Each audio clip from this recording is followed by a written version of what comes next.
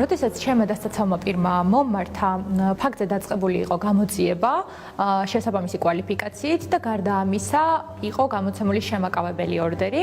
გამომდინარე იქიდან, რომ ძალიან მომეტებული იყო საფრთხეები და არსებობდა ძალადობის განმეორების მომეტებული საფრთხე, ელექტრონული ზედამხედველობის მექანიზმი გამოვიყენეთ. ცხადია, ჩემი დასაცავი პირი თავად იყო თანახმა, რომ ეს მექანიზმი გამოყენებული იყო და როგორც ჩემთან საუბარში მან შემდგომში განმარტა, უფრო მეტი უსაფრთხოების გარანტია იყო და სიმშვიდის გარანტია იყო ეს მექანიზმი მისთვის, რადგან გადაადგილების შემთხვევაში სრულად აკონტროლებდა პერიმეტრზე ჰქონდა თუ არა წვდომა მოძალადე სტატუსის მქონე პიროვნებას, მასთან სიახლოვეს და ეს მის სიმშვიდეს და უსაფრთხოებას უზრუნველყოფდა საკმაოდ მაღალი ხარისხით.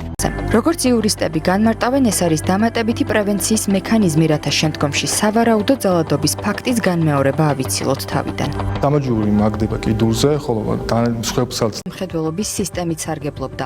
მის საქმეზე საბოლოოდ მოძალადის მიმართ გამამტყუნებელი განაჩენი დადგა. შემაკავებელი ორდერის მოქმედების პარალელურად, როგორც უკვე აღნიშნეთ, მიმდინარეობდა სისხლის სამართლის საქმის განხილვა, სადაც კონკრეტული კვალიფიკაცია ჰქონდა წარდგენილი მოძალადე პიროვნებას, უკვე დღეს მსჯავრდებულ პიროვნებას.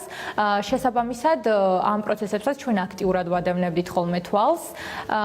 სასამართლოს გადაწყვეტილება იყო გამამტყუნებელი განაჩენი, 1 წელი თავისუფლების აღკვეთა